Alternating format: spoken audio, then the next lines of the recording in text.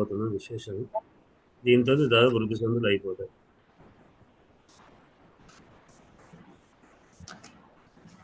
వృద్ధి సంధిలో విశేష వృద్ధి సంధిలో చివరి విశేషాలు చెప్పుకుంటున్నాం.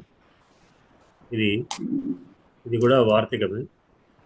ప్రవత్సతర కంబల వసనారణ దశానాం రుణి. ప్రవత్సతర కంబల వసనారణ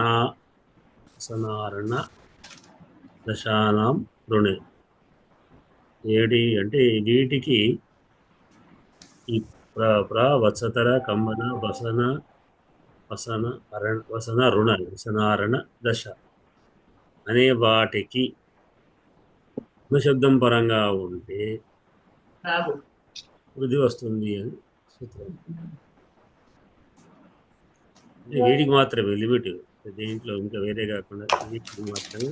అంటే ప్రా కానీ వత్సతర కానీ కంబల కానీ వసన కానీ రుణ కానీ దశ అనేటువంటి వీటికి రుణ శబ్దం పరంగా ఉంటే ఇప్పుడు రుణం అనేది వస్తుంది, అది వృద్ధి వస్తుంది అని సూత్రం. వృత్తి మనకు తెలుసు. ప్రాప్లేస్ రుణ,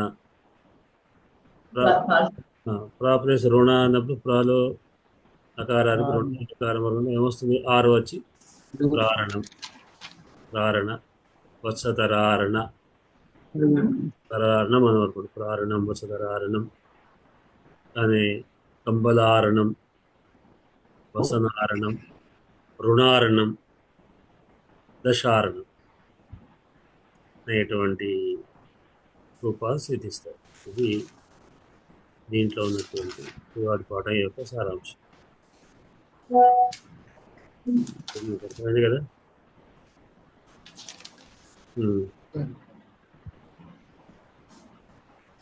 నిన్న భద్రే గారు చెప్పారా? భద్రే గారు నమస్తే చెప్పలేదు సార్. ఏం చెప్పమన్నారు సార్? అసలు ముఖ్యంగా సమీక్ష చేయండి. ఏ సార్ సందుల గుణది వృద్ధి ఏదో వృద్ధి ఓకే సార్. ఛార్జ్ ఛార్జ్ అయిపోయి ఇప్పుడే వస్తుంది. కొద్దిగా రిట్రోస్పెక్ట్ అవ్వాలి. నిర్వహణ చేసుకోవడం ఒకసారి అయింది, మళ్ళీ మనం గుర్తు చేసుకోవడం. నిజానికి వాడు పాఠం లెక్క లేదు కదా. మనం గుణాలు ఆద్గుణ కదా, ఆత్ పంచమి రామాత్ లెక్క ఆకు తర్వాత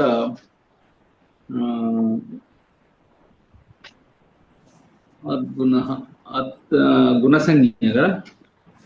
వృద్ధిరేచి అకార పూర్వమైనటువంటి సార్ అవర్ణాదచి పరే గుణ ఏకాదేశ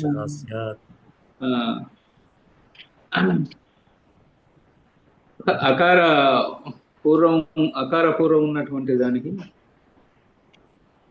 అచుపరంగా ఉన్నప్పుడు గుణసంజ్ఞం వస్తుంది అని గుణసంజ్ఞ స్యాత్ అని అంటారు. గుణసంజ్ఞ స్యాత్ సంజ్ఞ వేరు, గుణ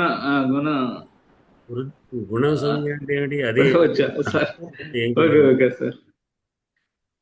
ఆద్గుణ కొద్దిగా చిన్న షార్ట్ నోట్స్ రాసుకోండి. అంటే మీరు సడన్లీగా ఒకసారి ఇప్పుడు ఇద్దరు మైండ్ ప్రిపేర్ కాలేదు.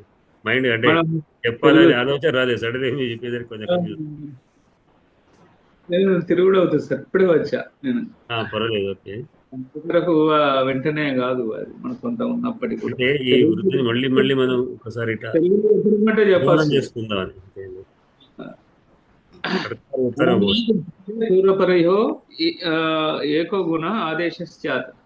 అవర్ణానికంటే అచిపరంగా ఉన్నప్పుడు పూర్వపర అసులకు ఒకటే గుణము ఆదేశంగా వస్తుంది, అంటే ఏకాదేశంగా వస్తుంది. దీనికి ఉదాహరణ ఉపేంద్ర ఉప ఇంద్ర, అలానే గంగా ప్లస్ ఉదకం గంగోదకం. ఇక్కడ స్థానాంతరతమ తర్వాత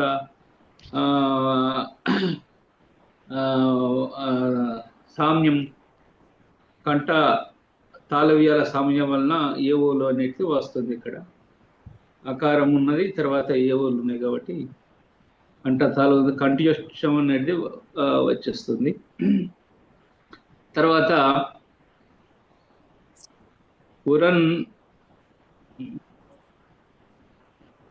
పురన్ రపరహ, ఇక్కడ ఈ ఊ అనేది అనే దానికి రూలకు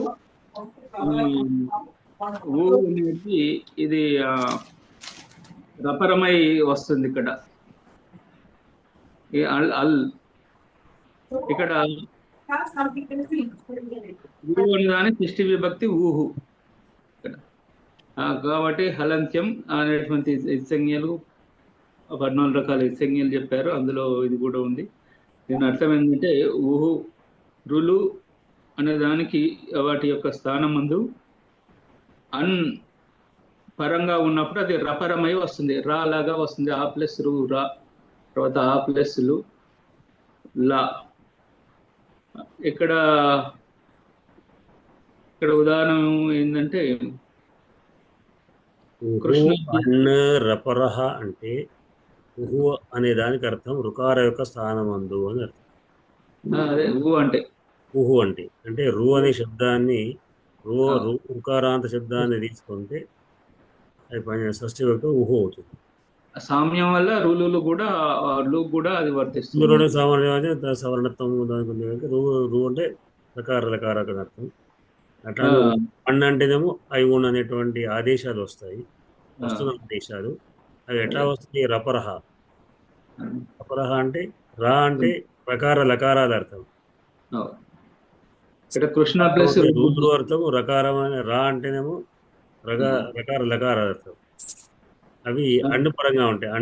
అన్న ఆదేశంగా వచ్చింది. అన్నాదేశంగా అన్ను అంటే ఆ ఈ ఊలు రుకార పైన వస్తే లేదా రుకారం మీద వస్తే ఇప్పుడు అది ఎట్లా వస్తుంది? రుకారం మీద వస్తే అర్ అని వస్తుంది, రుకారం మీద వస్తే అల్ అని వస్తుంది. ఇది పురన్రపరా సూత్రం చెప్తుంది. దానివల్లనే కృష్ణ ప్లస్ రుద్ధి కృష్ణర్ధి, తర్వాత తవ ప్లస్ లుకారము తవల్కార ఈ విధంగా వస్తుంది. తర్వాత ఇక్కడ లోప శాకల్యస్య అనేది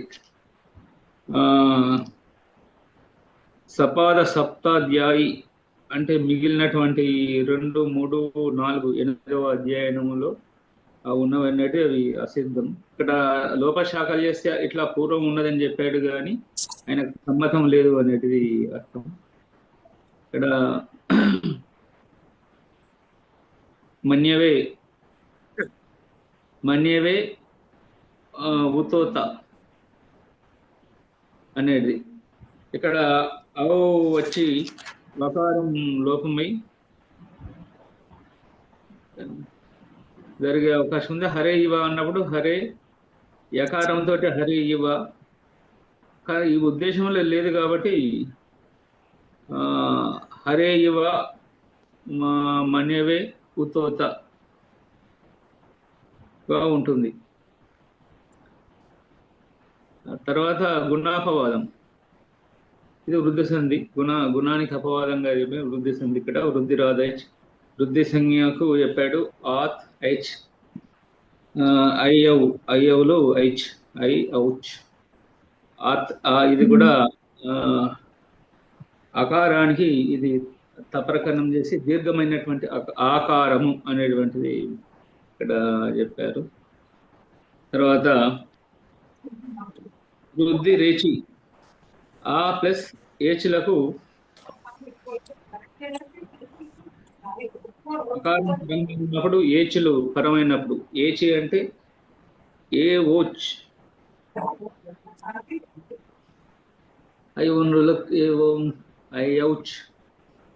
ఏవో ఐవులు పరమైనప్పుడు వృద్ధి ఏకాదేశంగా వస్తుంది అనేది దీని యొక్క ఫలితార్థం. ఇక్కడ కృష్ణ ఏకత్వం స్థానంలో ఐకారం వస్తుంది. అలానే ఐకార స్థానంలో కూడా ఐకారం వస్తుంది.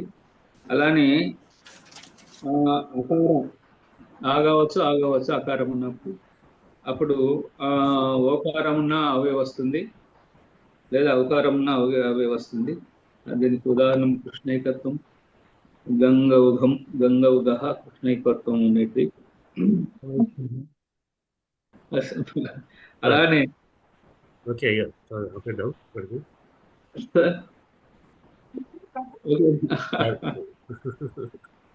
సంస్కృతంలో ఎప్పుడు అంటే శాస్త్రీయంగా ఎప్పుడు వేరు. మన తెలుగులో అంటే అన్ని మళ్ళీ నేను మధ్యలో చూసుకోలేదు, నేను రాసుకున్నాను, అప్పుడప్పుడు రాసుకుంటాను నోట్స్. ఇంకా వేరే వాడు కూడా అవకాశం ఇద్దామని. ఓకే ఓకే సార్ చెప్పు. మిగతా కూడా చెప్పమంటే చెప్పు.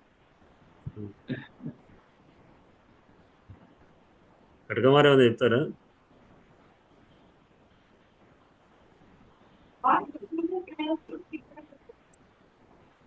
అయ్యా నమస్కారాలు అయ్యా, నేను కొద్దిగా వేరే పనిలో ఉన్నాను. అదే అనుమానం వచ్చిందని కలిగింది. సరేనండి.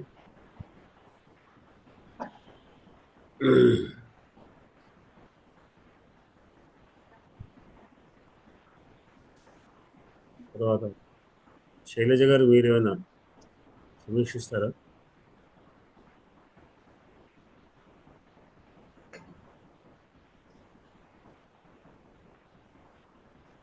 అంతా ప్రిపేర్ అవ్వలేదని పరరూప సంధి గురించి చెప్పండి. చెప్పండి.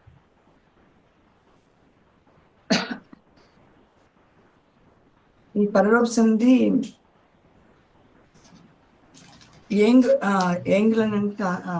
అంటాం ఏ వాళ్ళు అవర్ణాంతమైన ఉపసర్గ కంటే పరంగా సూత్రం చెప్పండి. సూత్రం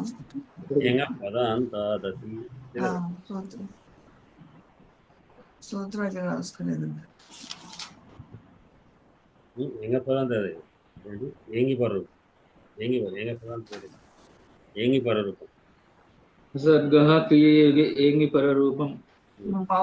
ఇది మీనింగ్ రాసుకున్నాను, సూత్రం ఇక్కడ రాసుకున్నాను. దీంట్లో చూడటం లేదు, నేను రాసుకున్నది చెప్పాను. చిన్న బ్రీఫ్ గా నేను రాసుకున్నది మటుకు చెప్తున్నాను. ఏవో అవర్ణవంతమైన ఉపసర్గ కంటే పరంగా ఏంగ్ తో ఆరంభమగు ధాతు ఉంటే పరరూపమై ఏకాదేశం వస్తుంది. ఈ పరరూపం గుణవృద్ధులకు అపవాదు. దీని నియమాలు పూర్వమునందు గుణవృద్ధుల వల్లే అవర్గం ఉండాలి. అట్టి అవర్ణం ఉపసర్గాంతమై ఉండాలి. పరనందు వృద్ధి వల్ల ఏచులు కాక కేవలం ఏవోలు మాత్రమే ఉండాలి. అట్టి ఏంగ్ ప్రారంభమైన ధాతువు ఇది ధాతు పరంగా ఉండాలి. ఇలా ఉంటే ఆ ప్లస్ ఏంగులకు పరరూపం ఏకాదశమై వస్తుంది. పరరూపం అంటే పరమనందు ఏ వర్ణమై ఉంటుందో ఆ వర్ణమే ఆదేశంగా వస్తుంది. ఆ ఆదేశం ఏకాదేశమై వస్తుంది కనుక దాన్ని పూర్వ పరవర్ణములు రెండిటికి కలిసి ఒకే వర్ణం ఆదేశంగా వస్తుంది. ఎగ్జాంపుల్ తీసుకుంటే ప్రేజతే, ప్రా ప్లస్ ఏజతే. ఈ అద్గుణ సూత్రం ప్రకారం ప్రాలోని పకార రేఫకు ఉత్తరవర్తి అయినటువంటి ఆవర్ణానికి ఏజతేలోని ఏకారం పరంగా ఉంది కనుక గుణం వస్తూ ఉంటుంది. అంతకంటే విశేష నియమం గల గుణం వస్తూ ఉంటే అంతకంటే విశేష నియమం గల వృద్ధిరాదేశి అనే సూత్రం ప్రకారం ఆవర్ణానికి ఏంగుల పరంగా ఉన్నందున ఏచుల పరంగా ఉన్నందున వృద్ధి వచ్చిన కనుక ఈ ఏచితేలోని ఏకారం అయినందున ఈ వృద్ధి వస్తూ ఉండగా ఆ వృద్ధిని తిరిగి ఖండిస్తూ ఈ విశేష నియమం గల ఏంగ్ పరరూపం అనే సూత్రం వలన ప్రా అన్నది అవర్ణాంతమై ఉపసర్గ మరియు ఏంగ్తో అన్నది ఏ జాతి ధాతు అయినందున గుణవృద్ధులను ఖండించి పరరూపమైన ఏకారం ఆదేశమై వస్తుంది. ప్రా ప్లస్ రజితే అవుతుంది. ఇలాగే ఓకార రూపం కూడా ఉప ప్లస్ ఓషతి ఉపోషతి, ఇది కూడా అలా వస్తుంది. ఇది ఒకటి గురుగారు. వృద్ధి కాకుండా ఓన్లీ పరరూపం రావడమే అంతే. అంటే వాటికి ఇక్కడ అపవాదం అంటే అర్థం ఏంటి? గుణానికి అవకాశం ఉంటుంది, దానికి వృద్ధి వస్తుంది, ఆ వృద్ధిని ఖండించి అంటే రూపరూపం. అంటే గుణానికి ఎట్లా అవకాశం ఎట్లా ఉంది? అంటే ఆదిగుణ సూత్రం ప్రకారం గుణానికి ఎట్లా ప్రకారం. వస్తుంది అని ఒకటి. ఎందుకంటే దానికి అవకాశం ఉన్నప్పుడు దాన్ని ఖండిస్తూ వృద్ధి, ఎందుకు వృద్ధి రాదేచి. వృద్ధికి అవకాశం ఎట్లా ఉన్నాయి, అది ఎట్లా ఖండిస్తూ వస్తున్నది అనేది. తర్వాత పరరూపానికి ఎట్లా అవకాశం ఉన్నది, ఎందుకు ఖండించాల్సి వస్తుంది అనేటువంటిది మనం ప్రధానంగా తీసుకుంటే ఆటోమేటిక్గా అన్నీ వచ్చేస్తాయి. టాపిక్ ఏజతి అన్న ప్రాణి ప్రకారైపోతారు తర్వాత అకారానికి ఏజతి ఏకారకు అచ్చుపరంగా ఉంది కానీ గుణం వస్తుంది. గుణాన్ని ఖండిస్తూ వృద్ధి రాదేచి, వృద్ధి లేచిన తరపు ప్రకారంగా వృద్ధులకు ప్రాణి అకారానికి ఏజతి ఏకారకు ఏచుపరంగా ఉంది కనుక వృద్ధి వస్తున్నది గుణాన్ని ఖండిస్తూ. ఎందుకంటే విశేషమైన న్యాయం కనుక ఇక్కడ వచ్చిందని చెప్పి ఇక్కడ ఏచిన స్పృశపోవడం దాన్ని ఖండిస్తూ పరరూపం ఏంటి అంటే అక్కడ నియమం ఏంటి, ప్రా అనేటువంటిది ఉపసర్గ అయింది. అంటే ప్రాదేహ సూత్రం ప్రకారంగా ప్రా అనేది ఉపసర్గ, ఏజతే అనేదేమో దాతవ క్రియాయోగ సూత్రం ప్రకారం సూత్రం ప్రకారం ఏజతే ధాతు అయింది కనుక ఇందులో ముఖ్యంగా అది ఆ ఉపసర్గం కూడా అవరణాంతమైంది. ఏజతే అనే ధాతువు కూడా ఏ కారంలో ప్రారంభమైంది. ఇన్ని విశేష అంశాలు ఉన్నాయి కనుకనే ఆ గుణాన్ని ఈ వృద్ధిని కూడా ఖండిస్తూ పరరూపం వచ్చింది. పర అంటే అకార ఏకారాలు పరమైన ఏకారమే రెండింటి స్థానం వచ్చి ప్రయోజతే అని. కానీ మనం ఇంకా కూడా వృద్ధులు చెప్పుకున్నాం. మనం అందువల్ల ఏమేమి విశేషాలు చెప్పుకున్నాం, ఏమేమి వృద్ధులు చెప్పుకున్నాం. నేనేనా గురుగారు? అంటే మీరే మనం వృద్ధులు చెప్పుకుంది వృద్ధి రాదేచి ఒకటి చెప్పుకున్నాం గురుగారు. అది సామాన్య బుద్ధి, సామాన్య బుద్ధి. తరువాత సరే ఈ ఏంటి పరరూపం ముందు ఉపసర్గాదేదాత భూవాదేదాత ఆ రెండు చూపుకున్నాము. అయితే పరరూపం అయిపోయిన తర్వాత చివరిగా మనం మొన్న పరరూప గుణాభావం చెప్పుకున్నాం.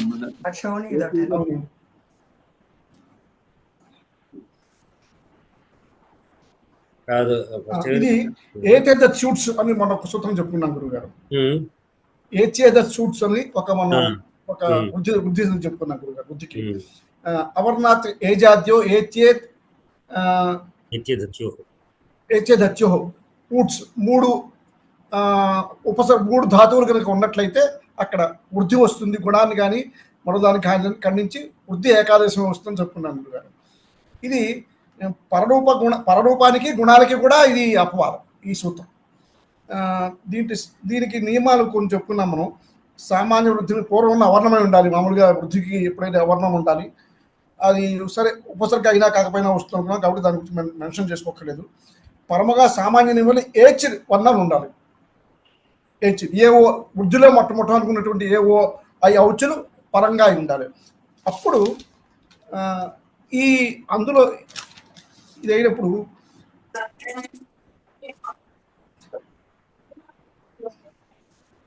ఉప ఏతి అన్న చోట అచ్చుపరంగా ఉండి గుణం రావాలి. మొట్టమొదట ఉపా ప్లస్ ఏతి అనే రూపసాధన చేస్తున్నప్పుడు ఉపా ప్లస్ ఏతి అకారానికి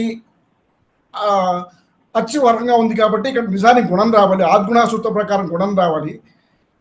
లేదా అంతకంటే విశేషంగా వృద్ధిరేచి ప్రకారం అవర్ణం కంటే పరంగా కేవలం ఏచులు ఉంటే చాలు వృద్ధి వచ్చునని చెప్పుకున్నాం. అక్కడ కూడా వృద్ధి రావాలి.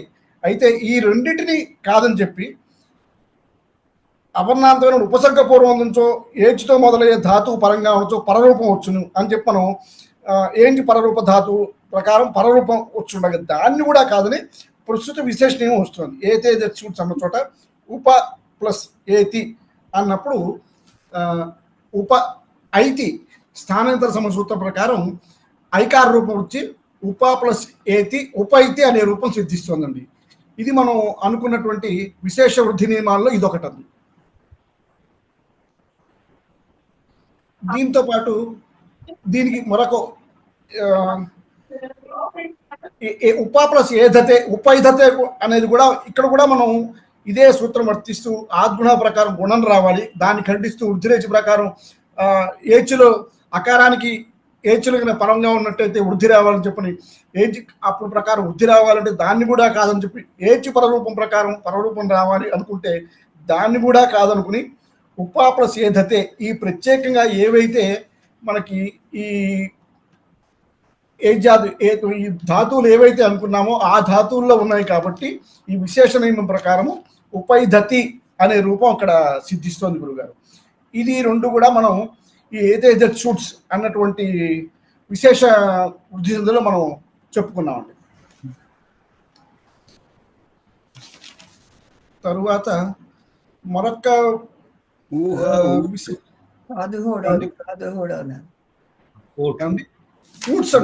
ఊట్స్ కూడా ఉన్నది కూడా గారు అన్నది ఆదేశంగా ఇక్కడ ఊట్స్కి మనం ప్రష్టౌహ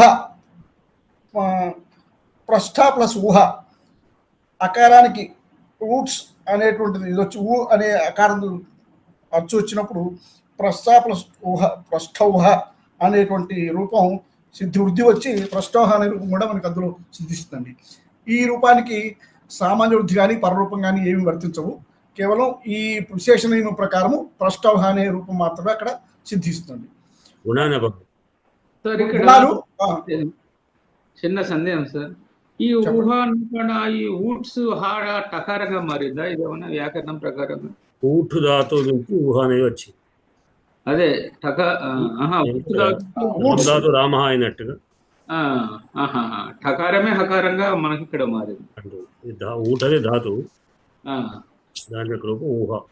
ఊహ అది స్పీకింగ్ అది ఊహ అది, కానీ ఇక్కడ ఊహ అని పృష్ఠ ఊహ పృష్ఠ ఊహ ఎలా వాడు అర్థంలో. దీంతో పాటు మన మరొక వార్తికం కూడా ఉన్నది గురుగారు. వృద్ధి సంధుల్లోనే మరొక వార్తికం కూడా మనం చెప్పుకున్నాము. ఇక్కడ ఇంకొక విషయం మనం చెప్పుకుంటున్నాం. చెప్పండి. ఏజాద్యో కిం ఏజాద్యో కిం, ఏజాద్యులు అంటే ఏమిటి అన్న సూత్రంలో అని ఎందుకు చెప్పంటే ఉపేత ఉపా ప్లస్ హిత అన్న చోట ఉపేత అని రావాలి వస్తుంది ఈ నియమం లేకపోతే. అందుకని కేవలం ప్రత్యేకమైనటువంటి ఆ రెండు ధాతువులకే ఈ విశేష నియమం వర్తిస్తుంది చెప్పడం కోసం చెప్పని ఆ రెండు ధాతులతో ఇది ఈతి అనేది ధాతుకు సంబంధించింది. కాకపోతే ఇది ఏకారంతో ప్రారంభం కాలేదు, ఏకారంతో ప్రారంభం పదం ప్రారంభమై ఉండాలి. ఇకారంతో ప్రారంభమైంది అంటే ఏ ఓలతో ప్రారంభం ఉంటేనే వృద్ధి, కానీ ధాతు అయితే మాత్రం కాదు. అది ఏ జాతికి కేవలం ఏతికి ఊకు సంబంధం కాదు. ఊటు లేదు, ఊటు ఊకారమైంది, అక్కడ ఏచిత లేదు కదా, దాని కాదు. కేవలం ఏతి అనేటువంటి ధాతువులు, ఆ ధాతువులకు సంబంధించిన పదాలు అవి ఏచులతో ప్రారంభం కావాలి నియమం. అంటే ఏ ఓలు అయితేనే అప్పుడు వృద్ధి వస్తుంది. అయితే ఇక్కడ ఇందులో మనం ఈ ఉదాహరణ కన్నప్పుడు ఉపా ప్లస్ ఇత అన్న సూత్రం చెప్పు, అది ఇకారంతో ప్రారంభమైంది కాబట్టి ఏచుతో ప్రారంభం కాలేదు కాబట్టి ఆ నియమం ఇక్కడ వర్తించక ఏకవచనం ఇత దివచనం ఏతి ఇత యాంతి అని యంతి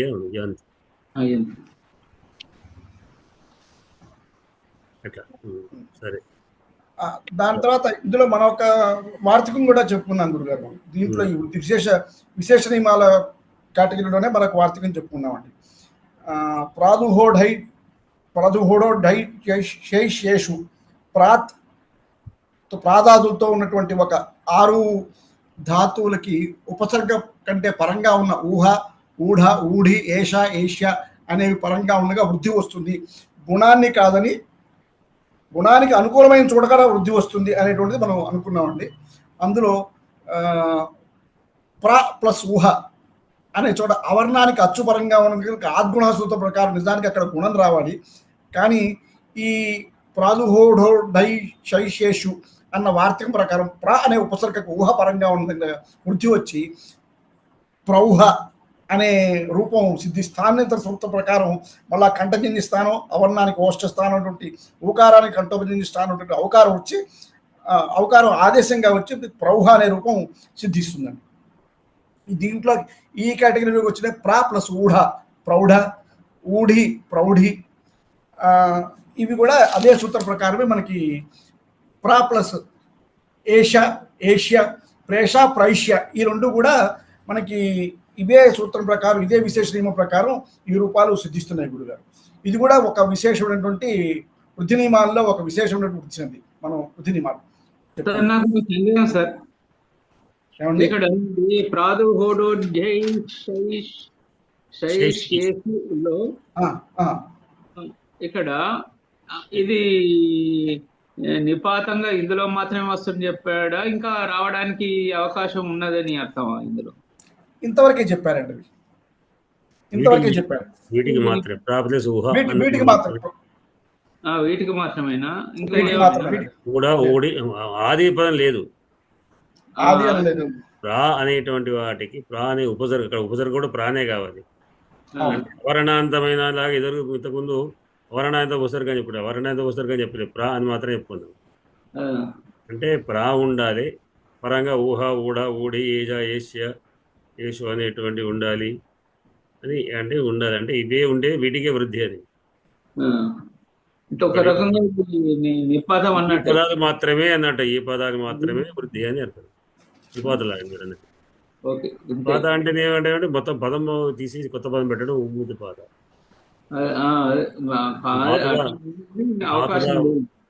మాతృ పదం ఉంది, మాతృ సోదర అని అర్థం. మాతృ సోదరు మాతృలహ అవుతుంది. అక్కడ మాతృల పదం మొత్తం కంప్లీట్గా నిపాతనే. పితృవ్య, పితృవ్య, పితృ భ్రాత పితృవ్య అది పితృవ్య అనే పదం మొత్తం నిపాత అవుతుంది. నిపాత అంటే మొత్తం మారిపోవడం కంప్లీట్గా. అయితే ఇక్కడ ఒక చమత్కారం కథ మనకు గుర్తు వస్తుంది. అంటే నేను చాలా ఏళ్ళ క్రితం ఒక వారపత్రిక చదువుకున్నాను. చమత్కార కథ ఏమిటంటే, ఒక ఆయనే మినిస్టర్ దగ్గరికి వెళ్ళి, మినిస్టర్ దగ్గరి బంధువుకు ఉద్యోగం రావాలి. బంధువు వెళ్ళి అడిగాడు, నాకు వాడికి ఉద్యోగం రావాలంటే సరే అని వాడి డీటెయిల్స్ అని తీసుకున్నాడు. వాళ్ళు ఒక ఏదో ఉద్యోగం ప్రతి దాంట్లో ఉంది డిపార్ట్మెంట్లో, వాళ్ళకి చెప్పాడు. ఎట్లా మరి రూల్ ప్రకారంగా పోవాలి, ఏదో మినిస్టర్ గారి బంధువు అని పోతే కాదు. కనుక దాంట్లో వాళ్ళు ఏమిటంటే అనౌన్స్మెంట్ చేశారు, ఏమిటంటే ఫలానా జాబ్ ఉంది, దీనికి కావాల్సినటువంటి వాళ్ళు దాంట్లో నిబంధన ఏమిటంటే ఫలానా పేరే ఉండాలి, వాళ్ళ తండ్రి పేరు ఇదే ఉండాలి, వాళ్ళ ఊరు ఇదే కావాలి, అన్ని రకాలు పెట్టారు. అంటే వీడికి ఎన్నో అన్ని పెట్టి ఇట్లా అయితేనే వాళ్ళ ప్రిఫరెన్స్ ఇస్తామని. అలా అంటే సరే వాడు వచ్చాడు, చేరాడు, ఉద్యోగం వచ్చింది, వాడికి చేరాడు. చేరిన కొద్ది రోజులు మళ్ళీ వీడు పోయినాడు. బంధువు ఏమైనా వాడికి జాబు అంటే అయ్యో ఆ రోజు ఏమో చేసి చేయలేదంటే ఏమో చూడలేదు మావాడు అన్నాడు. మరి వచ్చింది కదా, వచ్చాడు సేమ్ మళ్ళీ అడిగాడు. అడిగితే అవును మీరు చెప్పిన ప్రకారంగానే ఫలానా ఏ పేరుంది ఆ పేరు కదా వాడు వచ్చాడు అంటే అర్థం ఏంటి? ఏమైందంటే నిజానికి ఆ ఊరు పేరు 2 ఉన్నాయి.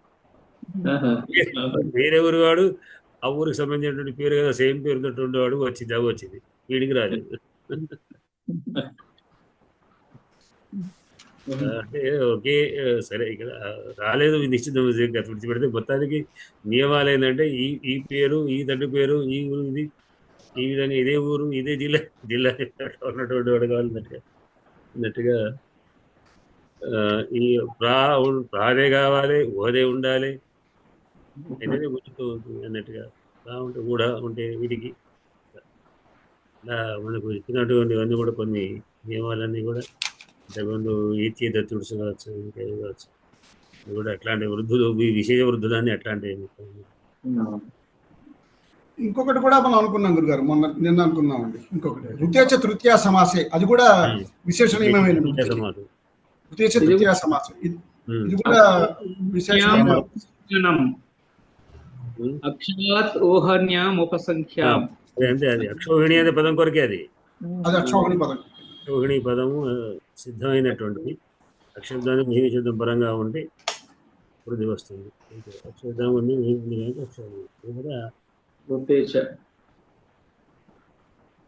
రుతేచ తృతీయ సమాసం. తృతీయ సమాసంలో రుత శబ్దం పరంగా ఉంటే వృద్ధి వస్తుంది. గుణానికి అపవాదం. సుఖార్ అర్థ సుఖ ప్రసూత, అక్కడ సుఖార్థ అనే రూపం సిద్ధించాలి. దీనికి ఏంటంటే తృతీయ ఇక్కడ మీకు సుఖాప్రసృత అసలు మొదటి నుంచి అనుకున్నటువంటి ఆద్గుణ ప్రకారం గుణం రావాల్సి ఉంది. కానీ ఇక్కడ తృతీయ సమాస రుచేత తృతీయ సమాసే అనే వార్తకం ప్రకారం వృద్ధిలోకి స్థాన సమయమైన అకారంలోకి మళ్ళా అనుకున్న వరుణ్రపరహ సూత్రం ప్రకారం రువర్ణానికి బదులుగా అర్ వచ్చి సుఖ ప్లస్ ఆర్ వచ్చి రపరం అయ్యి సుఖార్థ అనే రూపం ఇక్కడ సిద్ధిస్తుంది. అయితే ఇక్కడ మళ్ళా ప్రత్యేకంగా తృతీయేతి కిం అన్న దానికి మళ్ళీ తృతీయాలోనే ఎందుకు ఇది దానికి రాకపోయినట్టయితే పరమర్థ అనే పదంలో పరమా ప్లస్ ఋత పరమర్థ రావాల్సింది, పరమార్థ అనే పదం వస్తుంది. అక్కడ ఆరు వచ్చి రుకారానికి ఆరు వచ్చి పరమార్థ అనే రూపం దుష్టమైన రూపం సిద్ధిస్తుంది. కాబట్టి కేవలం తృతీయ సమాసం ఉన్నప్పుడు మాత్రమే ఆ రూపం సిద్ధిస్తుంది అనేటువంటిది ఆ నియమం అక్కడ వరకు మాత్రమే ఆ నియమం వర్తిస్తుంది. తృతీయ సమాసం అయినటువంటి ప్రత్యేకమైన పదం ద్వారా దాన్ని ఆ గుణాన్ని ఆ విశేష వృద్ధిని అంతవరకే నియమించారు. అంటే ఇది దీంట్లో ఏంటంటే సుఖార్థ కాదు ఇంకేదైనా మీరు తీసుకోవచ్చు. అక్కడ తృతీయ సమాసం కనుక ఆ సుఖపాదం మీరు ఇంకా తీసుకోండి. ధనార్థుడు అవచ్చు, ఎవరైనా అర్థుడు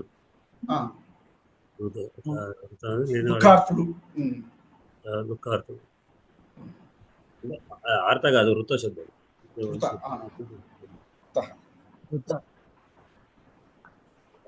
అది కొంచెం ఒక జనరల్గా కొంత ఉంది. అలాగే అక్షాదుహిన్యాం ఉపసంఖ్యానం కూడా దీనికి అదే పదానికి అదే పదం కేవలం అక్ష ప్లస్ ఊహిణి అక్షౌహిణి అన్న రూపం కోసమే అన్న పదం కోసమే ఇక్కడ ఈ వృద్ధి వస్తుందని మనకి చెప్పారు ఇందులో కూడా. ఇది పైగా ఇది పాణిని వారు చెప్పలేదు కాబట్టి మనం మొట్టమొదటి ఒకసారి అనుకున్నామండి.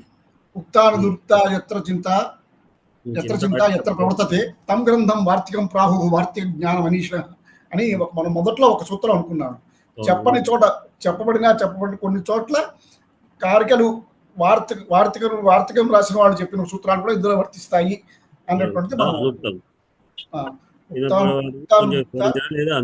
చెప్పబడనటువంటి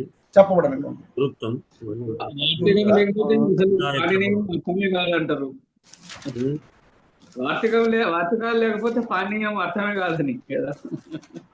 కొన్ని సవరణ పాణిని వార్తికం మొత్తం వృత్తి మీరు చెప్పేది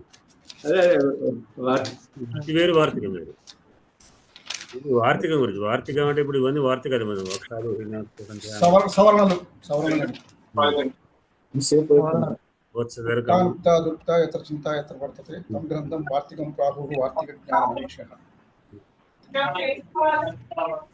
ఇక్కడ వీపవారు మీరు పరకృష్ణ గారు మ్యూట్లో ఉండండి. సౌండ్ వస్తుంది. మీరు మాట్లాడేటప్పుడు అలాగే మాట్లాడే మ్యూట్ చేసుకోండి. ఇంకా మాటలు మనకు. హలో అండి, గురువు గారు నమస్కారం అండి. నమస్కారం. ఓకే అండి, మీకు ఏదైనా అవసరం ఉంటే మాట్లాడవు అన్మ్యూట్ చేయండి, మళ్ళీ మ్యూట్లో పెట్టుకోండి. అదే నాకు వింటున్నానండి, అంటే కొత్తగా ఉంది. వినండి ఓకే పర్వాలేదు. మ్యూట్ చేసుకుంటే ఏమైందంటే మా మాట తింటారు. మీ దగ్గర చెప్పుడు మాకు విని రావట్లేదు. ఇది పొరపాటుని ఆన్ లో ఉండిపోయిందండి. పర్లేదు సరే, అది జరుగుతుంటే ఇప్పుడు మర్చిపోతుంటాం. చాలాసేపు మ్యూట్ లోనే ఉంచాను, మళ్ళీ ఏదో పొరపాటు జరిగింది. సరే అయ్యా, సందేహం. ఇప్పుడు గుణానికి అపవాద సూత్రంగా విశేషంగా వృద్ధి సందులు వస్తున్నాయని చెప్పుకుంటున్నాం కదా పల విధాలుగా. దాన్నే మనం వికల్పము బహుళంగా అనే అర్థంలో చెప్పుకుంటామా? అదే వికల్పాలు కావు.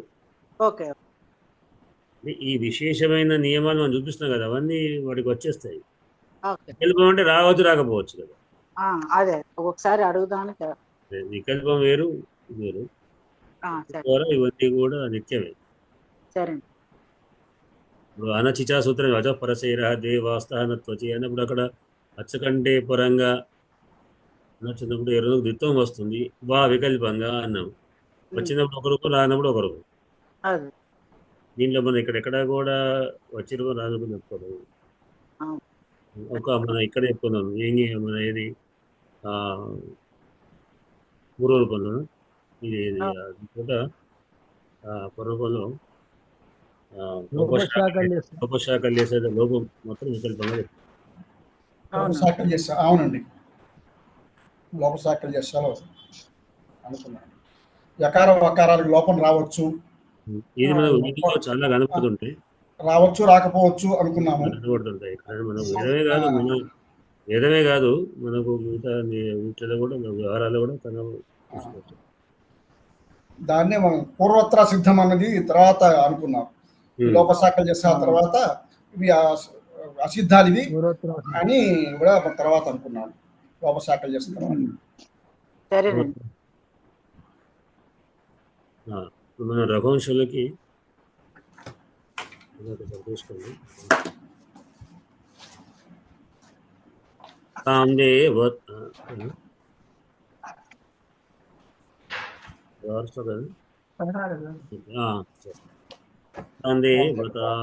ప్రతిక్రియార్థాం అన్వగ్యయౌ మధ్యమలోకపాలః బభౌ చ సాతేన సతాం మతేన యద్ధేవ సాక్షాద్ విధినోపపన్నా.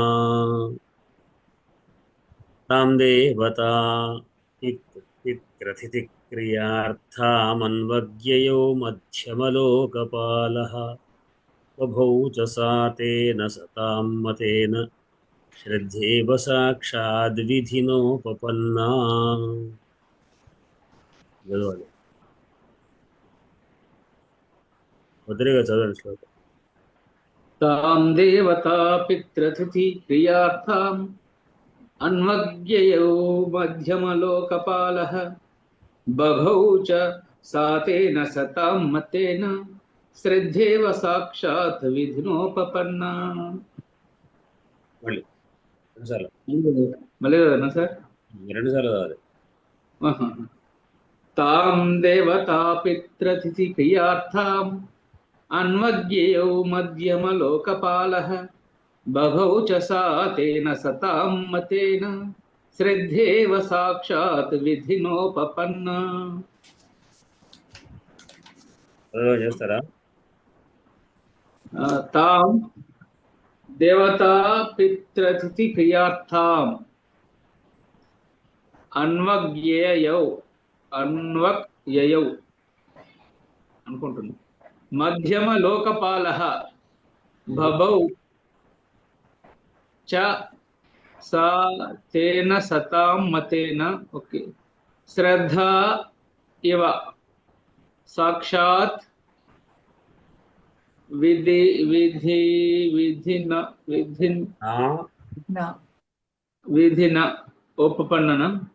విధిన ఉపపన్న అంతే కదా.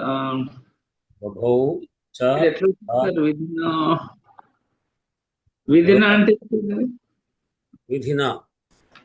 విధి శబ్దం యొక్క తృతీయ విధిన. Okay okay right. విధిన ఉపపన్న కరెక్ట్. రణ గారు పదవిభాగం చేస్తారా? పద శబ్దాలు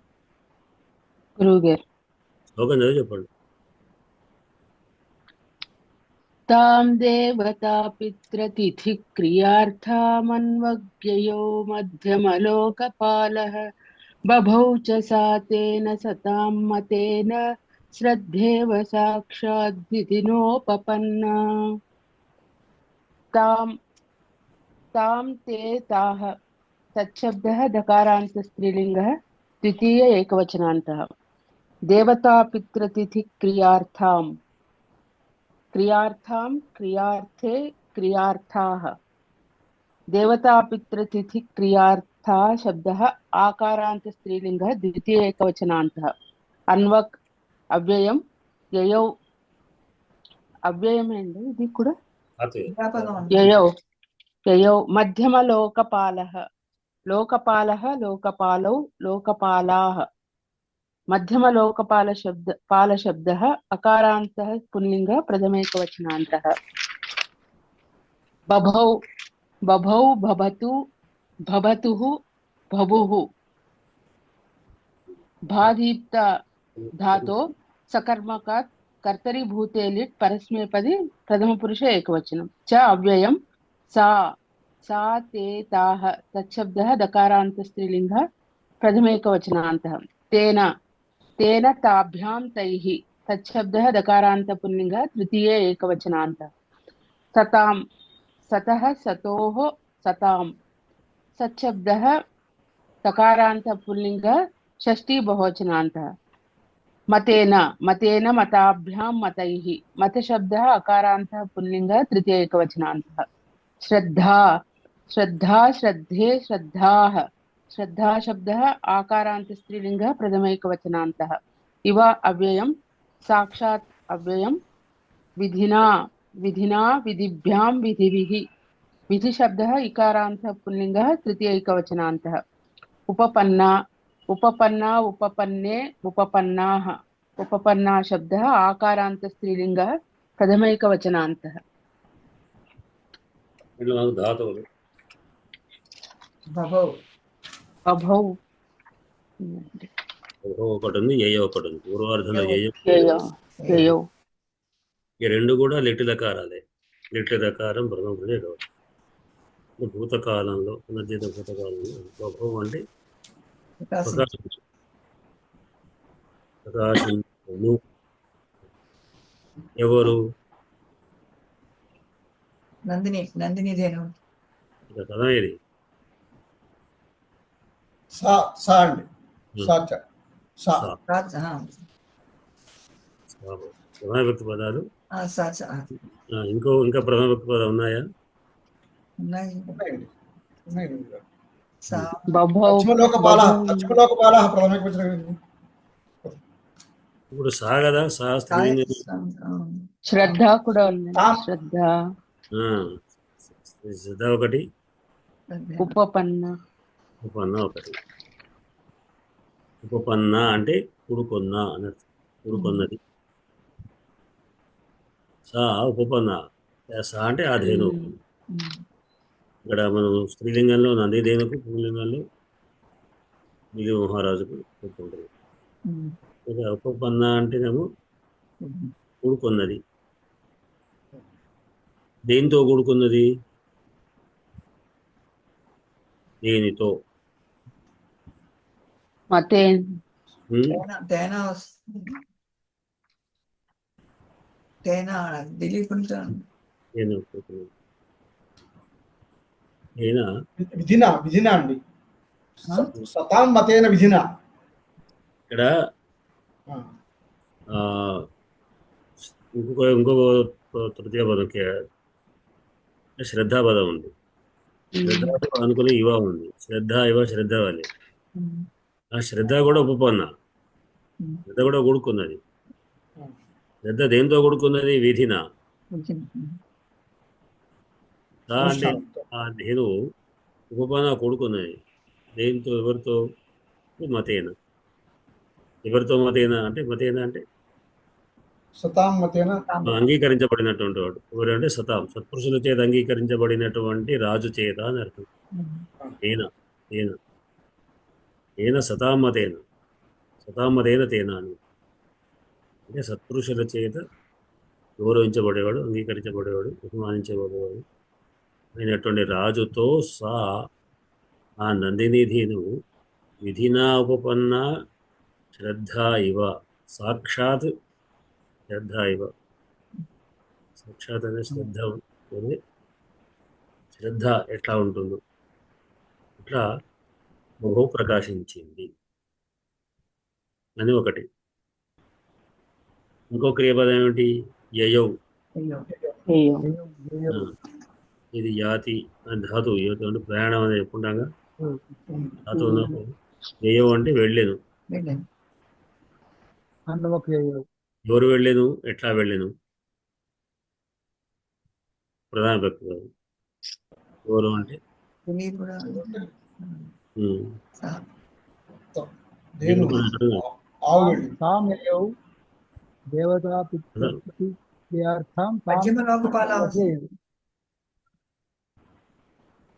మధ్యమ లోకపాల మధ్యమ లోకపాల శివలోకపాల అంటే లోకపాల అంటే లోకాన్ని పాలించేవాడు. ఏ లోకం అంటే మధ్యమ లోకం. మధ్యమలోకం. మూడు లోకాలు. వృద్ధలోకాలు మూడు లోకాలు భూలోకాల కంటే మధ్యలో మధ్యలో ఉన్నటువంటి దేవుడు. భూలోకాన్ని భూలోకన్ భూపాలకుడు అని అర్థం స్పష్టంగా పోతుంది. భూపాలకుడు అంటాం కదా. జీవలోకపాలకుడు అయినటువంటి అంటే భూపాలకుడు అయినటువంటి దిలీప మహారాజు రామ్ ఏయో వేయ అంటే వెళ్ళాడు. ఏయో అంటే బయలుదేరాడు. ఎట్లా అన్వగేయో అనుసరించి వెళ్ళాడు. ఎవరిని అనుసరించాడు? దేను ధేను ధేను. రామ్. దేను తామ్. తామ్. తామ్ స్త్రీలింగం, ఆవు స్త్రీలింగం కాబట్టి తామ్ తామ్ ఎటువంటిది? తామ్ కథం భూతాం. తామ్ దేవత దేవతా క్రియార్థం. క్రియార్థం దేవతా దేవతా పితృక్రియార్థం. దేవతా పితృతిథి క్రియార్థం. అంటే దేవతలకు పితృలు ఈ రెండు ద్వంద్వ సమాసం. దేవత పితృ అతిథి అతిథి మూడు మూడు పదాలకు ద్వంద్వ సమాసం. వారి యొక్క క్రియ అర్థం ప్రయోజనం. అర్థం వారి ఆ ముగ్గురు యొక్క పూజకు సంబంధించిన క్రియ కొరకై క్రియ యొక్క ప్రయోజనం కొరకు ఉన్నటువంటి ప్రయోజనవంతమైనటువంటిది దేవుడు. అంటే జనరల్గా గృహస్థ ధర్మాలు చేసేటువంటిది ఏంటంటే దేవతార్చన చేయాలి, పితృణం చేయాలి, అతిథులను కూడా అతిథి. ఈ మూడు రుణాలను తీసుకునేటువంటి విధానం. ఇంకా ఇవి వీటిని కనుక అతిథులు ఈ ముగ్గురిని సేవించాలి అంటే గోవు కావాలి.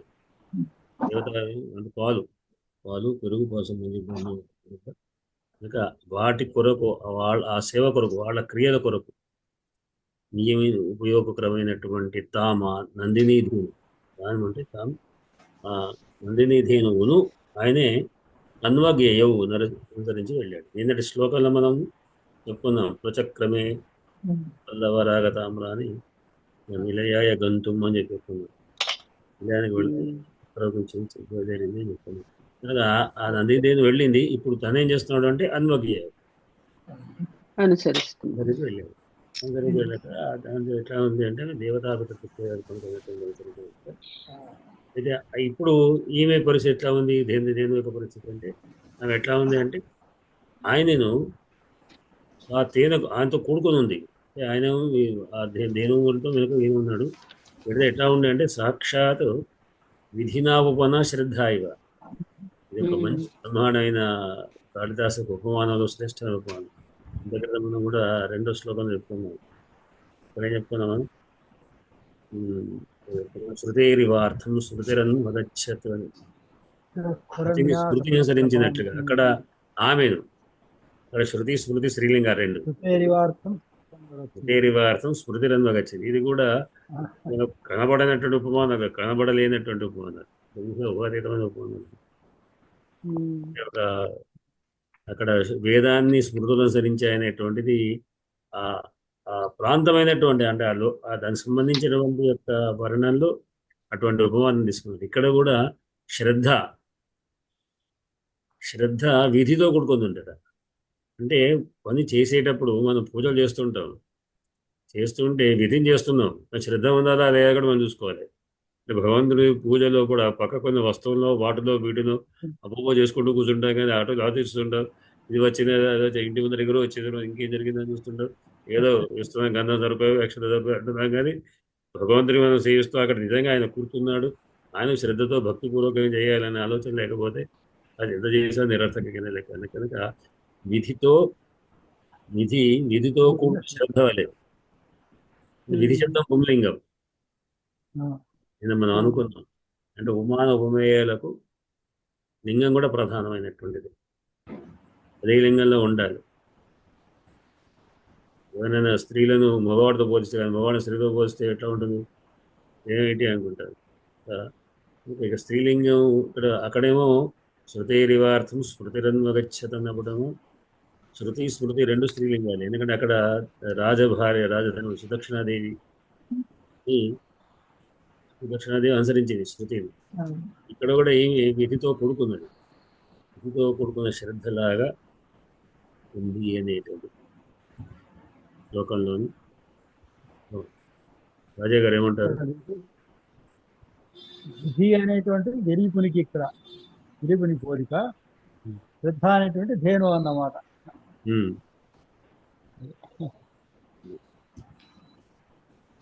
దీంట్లో ఉపమానం కాదు, సాక్షాత్ విధినోపజన్మ పథకం వారు విశేష వ్యాఖ్యానం కావాలి.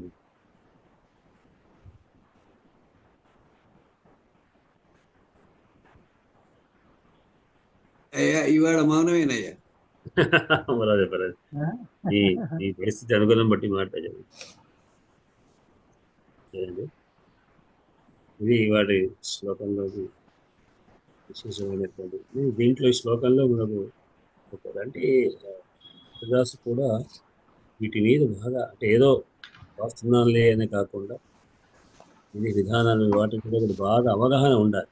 ప్రస్తుతం ఉన్నటువంటిది ఆశ్రమాల్లో ఉన్నాడు. ఆశ్రమంలో ఆయన రాజరికము పక్కన పెట్టి అక్కడ ఉన్నటువంటి మహర్షి ఆశ్రమ వేదాలు హోమాలు యజ్ఞాలు అనేటువంటి విధానాలతో ఉన్నటువంటి ఆశ్రమానికి మనకు ప్రస్తుతం అంటే ఒక దేవాలయం ఉన్నట్టు చెప్పారు. ఆశ్రమాలు ఏమిటి అనేటువంటి వాటిని కూడా దృష్టి పెట్టుకొని నంది ధేను యొక్క ప్రశంస అంటే దేవతార్థమైనటువంటి దేవతలకు కానీ తర్పణాలు పూజేసేటప్పుడు కానీ అంటే ఈ పంచ ద్రవ్యాలు వస్తూ ఉంటాయి, పాలక అభిషేకాలు ఉంటాయి. అతిథులకు కూడా హవనాలకు కూడా ప్రకారకాల హోమాలు చేసిన దేవతలకు చేసిన హవనాలకు నెయ్యి కావాలి. దేవతలు అభిషేకాలు పాలు కావాలి, హవనానికి నెయ్యి కావాలి. అట్లానే కృతం ఇవన్నీ కూడా ఇది కూడా ప్రధానమైనటువంటిది. దాంట్లో ముఖ్యంగా పంచగవ్యాలు అంటారు. అవి కూడా రెండు మలమూత్రాలు కూడా అవి కూడా పంచగవ్యం అంటారు. గవ్యాలు కూడా ప్రధానమైనటువంటి కనుక అవి పితృల విషయంలో కానీ అతిథుల విషయంలో కానీ కూడా ఆ పూజాది కార్యక్రమాల కొరకు అవసరం ఉన్నది అనేది ఒక సూచన మనకి ఇక్కడ చేస్తుంది. రెండవది శ్రద్ధా విధి అనేటువంటిది కూడా ప్రధానంగా ఉండాలి అనేటువంటిది కూడా ఉన్నది. అంటే ఆయన విధి నిర్వహిస్తున్నాడు, శ్రద్ధతో ఉన్నాడు. వెలుకలు కావు కానీ శ్రద్ధ అనేటువంటిది భౌతిక ప్రధానమైనటువంటిది. విశేషమైనటువంటి కూడా విధి శ్రద్ధ కలిగి ఉండాలి, విధితో పాటు శ్రద్ధ కూడా ఉండాలి అనే సూచన కూడా మనకు వస్తుందని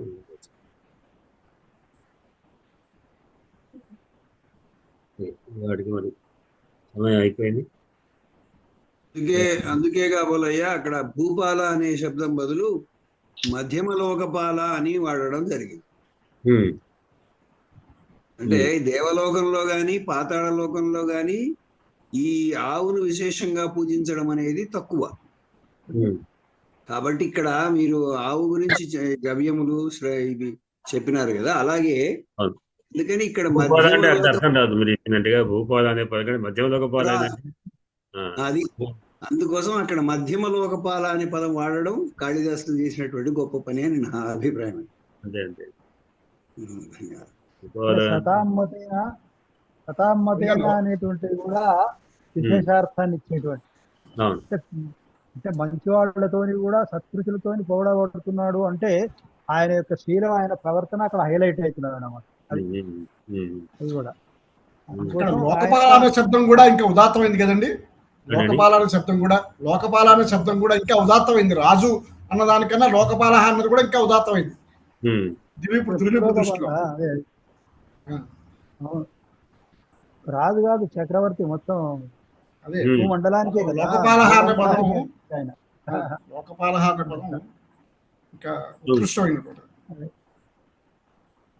అంటే భూలోకాన్ని మొత్తాన్ని కూడా సామ్రాజ్యుడు సమ్రాట్ సమారాధ తత్వభూత అని అంటారు. సమారాధన తత్వభూత సమ్రాట్ ఆయన దాంట్లో మధ్యమ లోక పాదం వారన్నట్టుగా మధ్యమాన పదం చేత అంటే మనకు ఊర్ధ్వలోకాలు కానీ అధోలోకాలు కానీ కంటే కూడా ప్రాధాన్యం ఇక్కడ ఉంటుంది అనేటువంటి కూడా విశేషంగా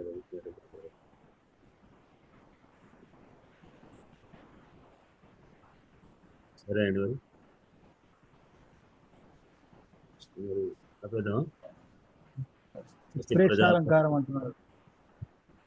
అండి ప్రేక్షాలంకారం. అయితే ఏంటంటే ఉత్ప్రేక్షాలంకారం ఊహల్లో ఉంటుంది. అంటే ఇక్కడ మనకు శ్రద్ధ కనబడదు, విధి కనబడదు. విధి ఒకవేళ శ్రద్ధతో కూడుకుంటే ఎట్లా ఉంటుందో అట్లానే అర్థం. ఉపమాల ఉత్ప్రేక్షలు దాదాపు మనకు ఒకేలాగా ఉంటాయి. అలాగే ప్రత్యక్షంగా కనబడే ఉపమానం అయితే ఉపమాలంకారం, ప్రత్యక్షంగా అప్రత్యక్షంగా ఉన్నటువంటి ఉత్ప్రేక్షాలంకారం. అవును, వెరీ కరెక్ట్. ఇక్కడ ఊహ, ప్రక్షుష్టమైన ఊహ ఉత్ప్రేక్ష కదా, అందుకనే ఉత్ప్రేక్ష. ఇక్కడ దేనమును అనుష్ఠానంతో కూడిన ఆస్తిక్య బుద్ధి వలె ప్రకాశించను అనేది ఊహ. దీని బట్టి ఇది అన్వయమైంది. వేరే దాంట్లో కాదు. ఈ వాక్యం చివరి వాక్యం ఊహ, ఉత్కృష్టమైన ఊహ ప్రేక్ష.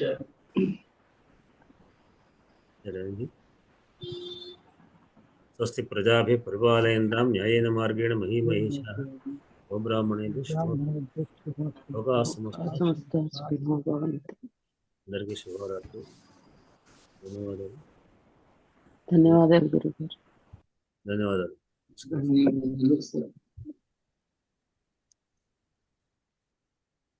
ఏం చేస్తున్నాను